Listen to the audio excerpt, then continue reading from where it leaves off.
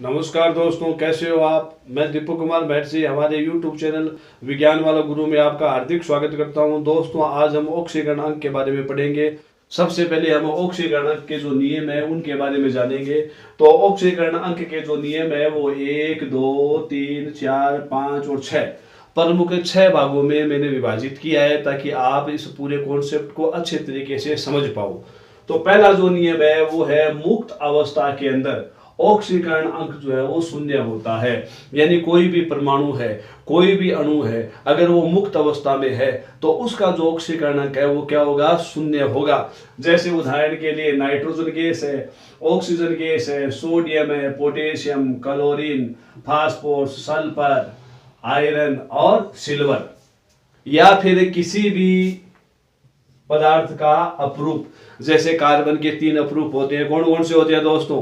हीरा, graphite और fluorine. ये प्रश्न बहुत सारे कंपटीशन में पूछा गया है।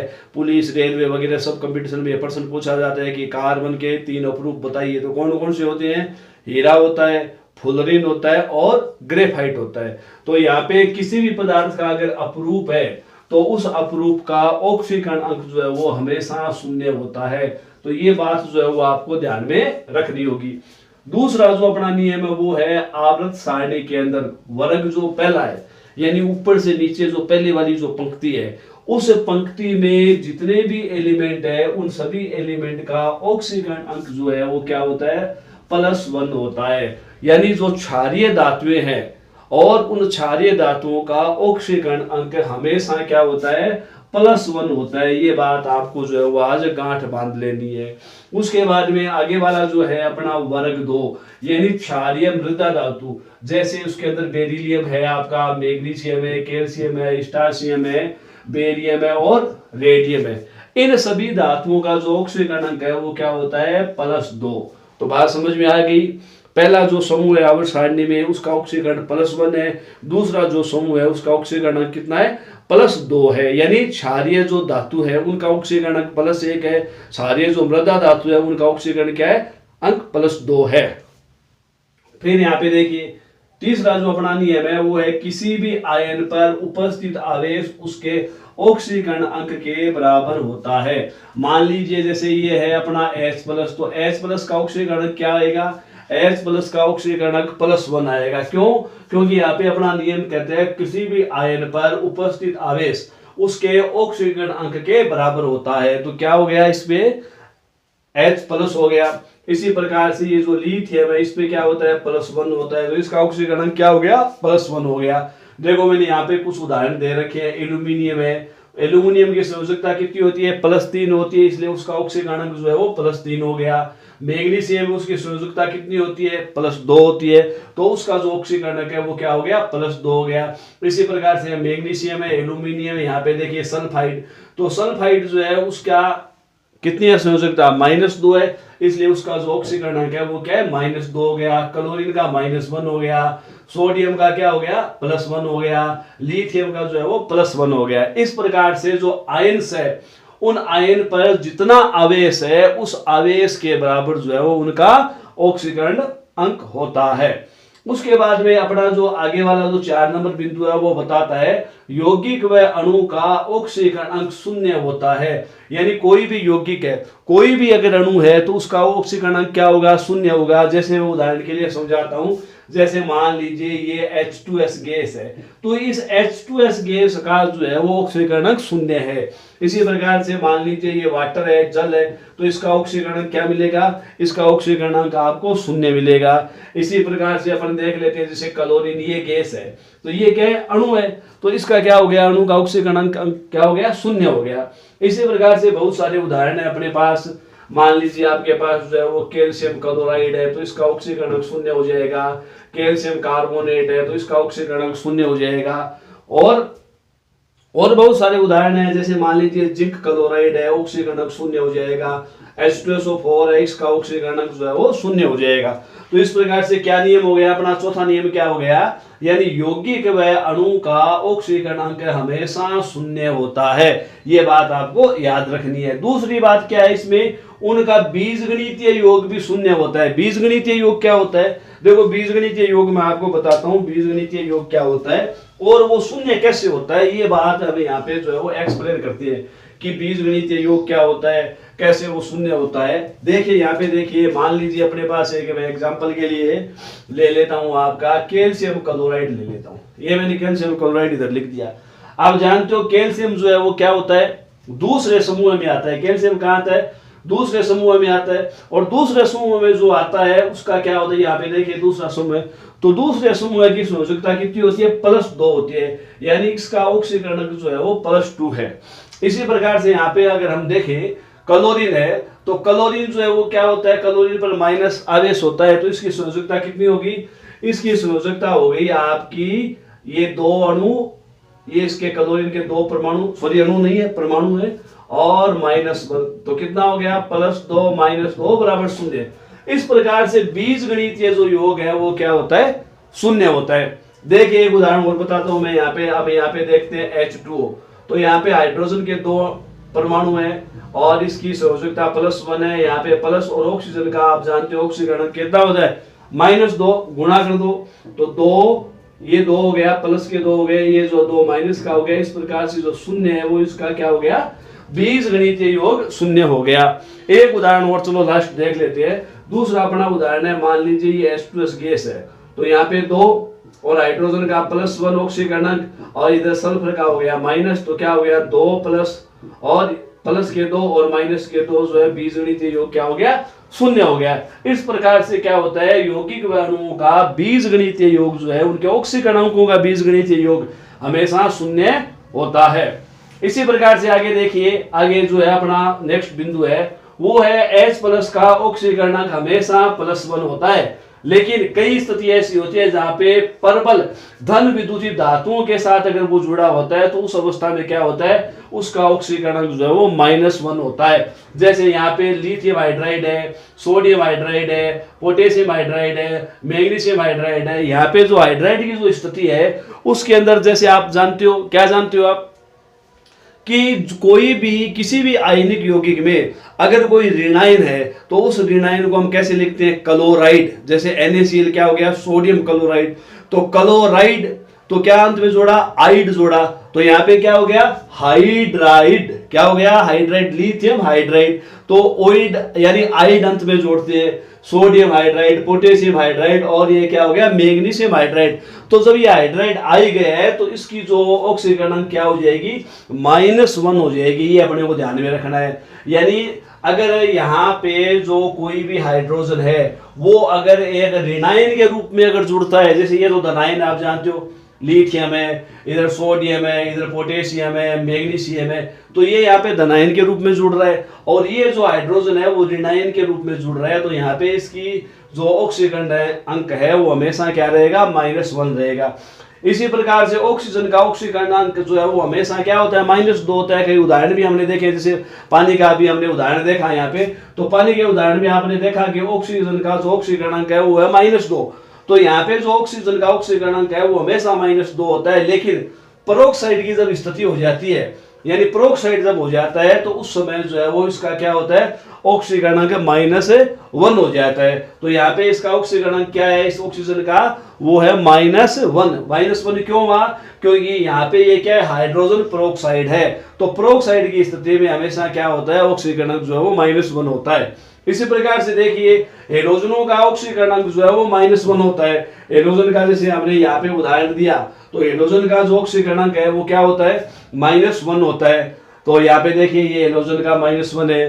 तो हेलोजन कौन कौन से, ये बड़ा इंपॉर्टेंट प्रश्न है, कंपटीशन की दृष्टि से प्रश्न है। जो आर्ट्स के जो छात्र है उनके लिए ये जो है वो क्वेश्चन बड़ा ही कठिन होता है। हेलोजन तो क्लोरो, ब्रोमो, आयोडो और फ्लोरो, इनको हम हेलोजन समूह कहते हैं। तो हेलोजन समूह में कितने आ गए, क्लोरीन, ब्रोमीन, आयोडीन और फ्लोरीन।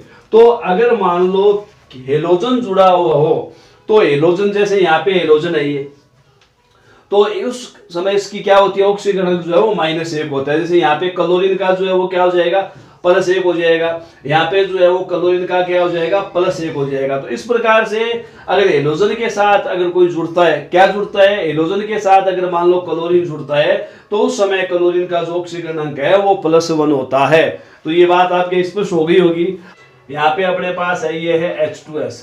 इस H2S में हम चाहते हैं कि सल्फर का ऑक्सीकरण अंक कितना है, सल्फर का ऑक्सीकरण अंक हम जो है वो ज्ञात करना चाहते हैं, सल्फर का ऑक्सीकरण अंक ज्ञात करना चाहते हैं। यहाँ पे देखिए, तो यहाँ पे आप देखोगे हाइड्रोजन जो है वो 2 परमाणु है और उसका ऑक्सीकरण अंक जो है वो +1 है और फिर प्लस सल्फर का आपने वो ज्ञात करना है, तो उसकी जगह हमने लिख लिया X। और बराबर में अभी मैंने अपने को नियम बताया था, अभी मैंने आपको नियम बताया था कि यौगिक व अणु का ऑक्सीकरण अंक 0 होता है। तो ये जो है H2S गैस है, हाइड्रोजन सल्फाइड जो गैस है वो क्या एक अणु है, तो अणु है तो उसका जो ऑक्सीकरण क्या हो जाएगा, 0 हो जाएगा। अब इसे कैलकुलेट करते हैं, तो देखिए 2 + x = 0, तो x बराबर -2। SO2 में हम सल्फर का ऑक्सीकरण अंक ज्ञात करते हैं, जैसे ये SO2 है, इसमें अपने वो सल्फर का ऑक्सीकरण अंक ज्ञात करना है। तो यहाँ पे जो है वो ये हो गया आपका x ज्ञात करना है वो, और ये 2 एटम और इसका -2 होता है 0, -2 होता है ऑक्सीजन का भी बताया था। तो कितना हो गया ये हो गया आपका x + 2 × 2 कितने हो गए, -4 बराबर 0। तो x बराबर इसको इधर ट्रांसफर किया तो ये 4 आ गया, आपके जो है वो +4 हो गया। +4 क्यों हुआ, क्योंकि ये जो इधर माइनस हो गया और इस माइनस को जब आप इधर लाओगे तो क्या हो जाएगा, प्लस जो है वो 4 हो जाएगा। तो इस प्रकार से सल्फर डाइऑक्साइड में सल्फर का ऑक्सीकरण अंक कितना है, 4 है। कौन सा 4, +4 है। तो ये अपने पास है H2SO3, इसके अंदर हम सल्फर का ऑक्सीकरण अंक ज्ञात करते हैं। देखिए कैसे कहते हैं, हाइड्रोजन के 2 परमाणु है, +1 इसकी होती है ऑक्सीकरण, X सल्फर की अपने को ज्ञात करनी है तो वो हमने X मान ली, प्लस ये 3 परमाणु है और इसकी -2 होती है, और बराबर में ये जो है वो हमने 0 रखा। क्यों रखा 0, क्योंकि यहाँ पे हम क्या कहते हैं कि अणु का ऑक्सीकरण क्या होता है, 0 होता है। तो अब देखिए क्या हो गया, 0 और ये जो है वो आपका 2 हो गया, इधर ये X हो गया, इधर जो है वो -6 हो गया। अब आप समझ रहे हो, 6 में से 4 गए तो कितने बच गए, यहाँ पे बच गया 0x + 4, सॉरी -4 बचेगा, -4। यहाँ पे क्या बच गया, इधर बच गया आपका 0, 2 इसमें से चले गए तो -4 बच गया। इसको इधर ट्रांसफर कर देता हूँ तो 4 = x। तो x क्या है, x है सल्फर। तो ये अपना जो है वो है मैंगनीज ऑक्साइड। सबसे पहले आप इसको x मान लीजिए, ये जो है वो x हो गया। यहाँ पे हम मैंगनीज का ऑक्सीकरण ज्ञात करना चाह रहे हैं, तो मैंगनीज को हमने x मान लिया, और आप जानते हो यहाँ पे ऑक्सीजन के 2 परमाणु है और ऑक्सीजन की ऑक्सीकरण अवस्था कितनी होती है, -2 होती है। अब कैसे पता चला -2 होती है, तो यहाँ पे मैंने लिखी है नियमों के अंदर, नियमों में मैंने बताई है। तो ऑक्सीजन की क्या होती है, -2 होती है। तो -2 होती है तो अब इसको गुणा कर देते हैं, बराबर में 0 हमने क्यों रखा, 0 इसलिए रखा कि जो अणु और यौगिक का ऑक्सीकरण क्या होता है, 0 होता है। तो यहाँ पे देखिए x -4 = 0, तो ये जो है आपका +4 आ गया। तो यहाँ पे दूसरा अपना एग्जांपल है K2MnO4, तो 2 पोटेशियम की +1। अब कुछ स्टूडेंट कहते हैं कि पोटेशियम की सर कैसे पता चली +1 है, क्योंकि पोटेशियम जो है वो आवर्त सारणी के प्रथम समूह में है, और जो प्रथम समूह में होता है उसकी संयोजकता कितनी होती है, +1 होती है। तो उसका ऑक्सीकरण अंक भी जो है वो +1 होता है। तो यहाँ पे ये आ गया, और मैंगनीज को हम x मान लेते हैं प्लस ये, और यहाँ पे जो है 4 ऑक्सीजन के परमाणु है और ऑक्सीजन की ऑक्सीकरण अवस्था होती है -2 = 0। अब देख लीजिए, इसको मल्टीप्लाई किया 2, ये आ गया आपका 4, और इधर जो है वो ये आ गया -8 = 0। अब इसको घटा दो, तो घटाया तो क्या आ गया, -6 0, और बराबर ये जो है वो +6 आ गई। अब एक बात और बता दे रहा हूँ, ये यहाँ पे बदल कैसे रही है, यहाँ पे मैंगनीज की +4 है, यहाँ पे जो है वो क्या है, मैंगनीज की ऑक्सीकरण अवस्था +6। तो ऐसा परिवर्तन क्यों है, इस ऑक्सीकरण अवस्था में परिवर्तन होने के कारण ही इन धातुओं को हम जो है वो कहाँ रखते हैं, इन धातुओं को हम डी ब्लॉक में रखते हैं। और जो धातुएं डी ब्लॉक में होती है वो कौन सी धातु होती है? संक्रमण धातु में होती है, यानी वो अपनी ऑक्सीकरण अवस्थाएं लगातार बदलती रहती है। यहाँ पे देखिए मेरे पास दोस्तों दो उदाहरण और है आपके लिए। इन दोनों उदाहरणों के द्वारा हम जो है वो ऑक्सीकरण अंक ज्ञात करना सीखेंगे। पहला जो उदाहरण है वो अपने पास ये है। तो पहला उदाहरण मैं लिखता हूँ, कॉपर है, इधर जो है वो अमोनिया लिखा हुआ है, यहाँ पे SO4 तो आपको अच्छे से दिखाई पड़ रहा होगा। यहाँ पे अपने को कॉपर की ज्ञात करनी है, चलो ज्ञात करते हैं। तो कॉपर को ज्ञात करना है, इसलिए X ये आ गया प्लस और ये 4। अब आप देखते हो कि यहाँ पे मैंने क्या लिखा है, यौगिक अणु का ऑक्सीकरण अंक हमेशा शून्य होता है। तो अमोनिया का ऑक्सीकरण अंक जो है वो शून्य हो गया। NH3 क्या है? अमोनिया है, तो उसका ऑक्सीकरण अंक क्या हो गया? शून्य हो गया। और उसके बाद में फिर अपने पास बचा सल्फेट। सल्फेट 1 है और आप जानते हो सल्फेट एक आयन के रूप में उसकी संयोजकता कितनी होती है? सल्फेट की आयन के रूप में संयोजकता 2 होती है, और आयन की जितनी संयोजकता होती है उतना ही उसका क्या होता है? उतना ही उसका ऑक्सीकरण अंक होता है। तो यहाँ पे ये 2 आ गया और बराबर 0। बराबर 0 क्यों आ? वहां पे वही बात है, क्या बात है? यौगिक अणु का ऑक्सीकरण अंक जो है वो 0 होता है, इसलिए बराबर हमने 0 रख दिया। तो यहाँ पे X और ये जो है वो मामला 0 हो गया, ये 0 हो गया ना, 4 × 0 0 हो गया। इधर बचा जो है -2 = 0, उसको उधर ट्रांसफर कर दिया तो क्या आ गया? +2। तो यहाँ पे जो है वो कॉपर की संयोजकता कितनी होगी? +2 होगी।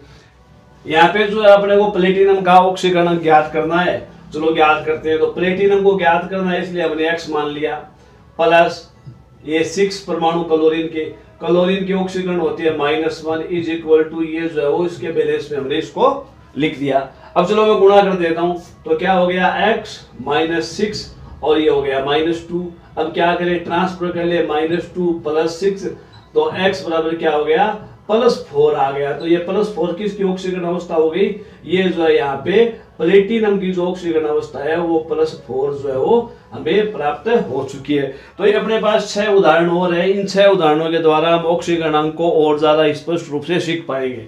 अपना जो पहला जो उदाहरण है वो यहाँ पे दिया हुआ है कि जो ये फॉर्मूला है, इस फॉर्मूले में अपने को निकल का ऑक्सीकरण अंक ज्ञात करना है। यहाँ पे दोस्तों किसका ज्ञात करना है? निकल का ज्ञात करना है। तो निकल का हम मान लेते हैं X प्लस। अब यहाँ पे देखिए ये जो है वो क्या अणु है? अणु कौन सा है? कार्बन मोनोऑक्साइड है। और कार्बन मोनोऑक्साइड का ऑक्सीकरण अंक जो है वो 0 होता है, क्योंकि अणु का ऑक्सीकरण अंक क्या होता है? 0 होता है। तो यहाँ पे ये हो गया आपका 0 × 4 = 0। अब 0 क्यों हुआ? क्योंकि ये पूरा भी अपने आप में एक अणु है, तो पूरे अणु का ऑक्सीकरण अंक क्या होता है? 0 होता है। तो यहाँ पे क्या हो गया? निकल का जो ऑक्सीकरण अंक है वो यहाँ पे 0 जो है वो ज्ञात हो गया। तो इस प्रकार से अपना जो फर्स्ट जो क्वेश्चन है वो हो गया। अब सेकंड क्वेश्चन देखिए। अब दूसरा प्रश्न देखिए। दूसरा प्रश्न है K2Cr2O7 में अपने को क्रोमियम का ऑक्सीकरण अंक जो है वो ज्ञात करना है। क्रोमियम का ज्ञात करना है, तो कैसे ज्ञात करेंगे? 2 है परमाणु किसके? पोटेशियम के, और इनका ऑक्सीकरण अंक हो गया +1। इसी प्रकार से अपने को क्रोमियम का ज्ञात करना है, तो ये अपना जो है वो क्रोमियम को हम क्या मान लेते हैं? X। और क्रोमियम के अणु कितने? 2, तो यहाँ पे जो है वो 2 लगा दिया। उसके बाद में +7 ऑक्सीजन के परमाणु है और ऑक्सीकरण की अवस्था हो गई -2 = 0। अब देखिए 2 + 2x और ये आ गया आपका -14 = 0। अब इन दोनों को अगर घटाएं तो क्या आ जाएगा? 2x - 12 = 0।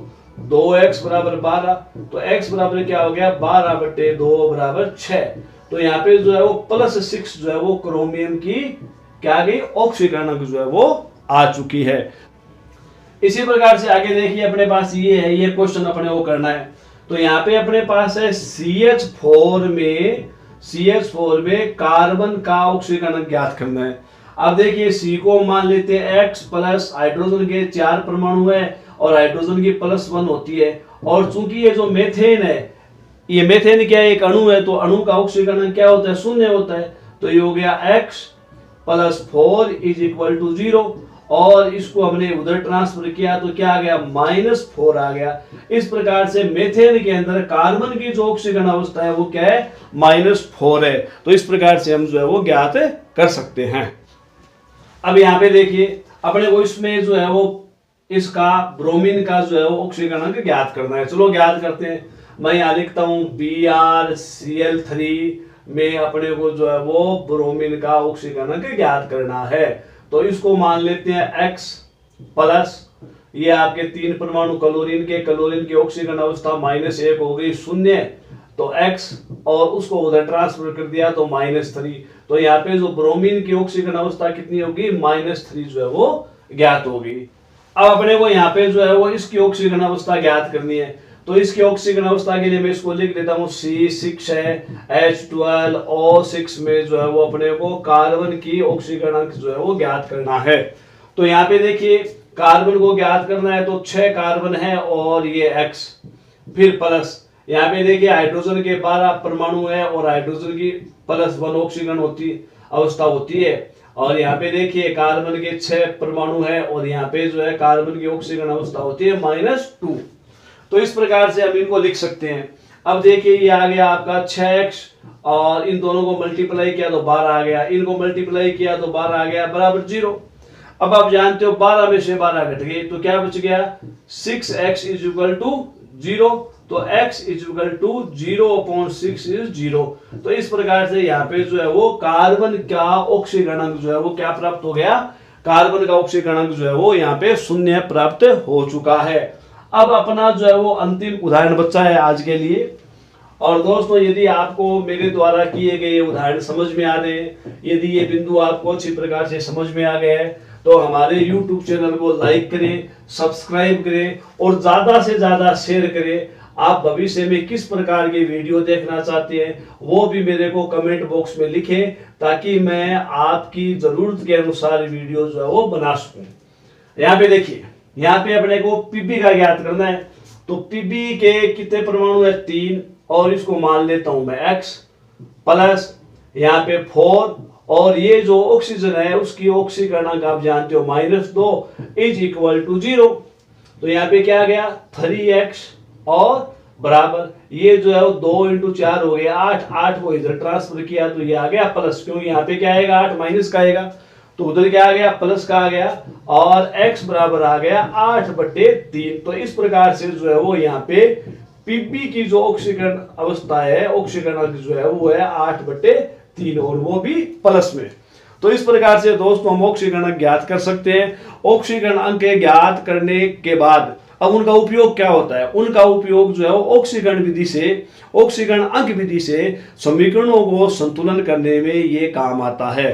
कहाँ काम आता है ऑक्सीकरण अंक समीकरण को संतुलन करने में काम आता है। मेरा आने वाला जो वीडियो है उस वीडियो में हम ऑक्सीकरण अंक विधि के द्वारा जो है वो समीकरणों को संतुलित करेंगे। यदि दोस्तों आपको मेरा वीडियो पसंद आया है, मेरा चैनल पसंद आया है तो मेरे चैनल को लाइक करें, सब्सक्राइब करें और ज्यादा से ज्यादा शेयर करें। आज के लिए इतना ही, धन्यवाद। जय हिंद, जय भारत।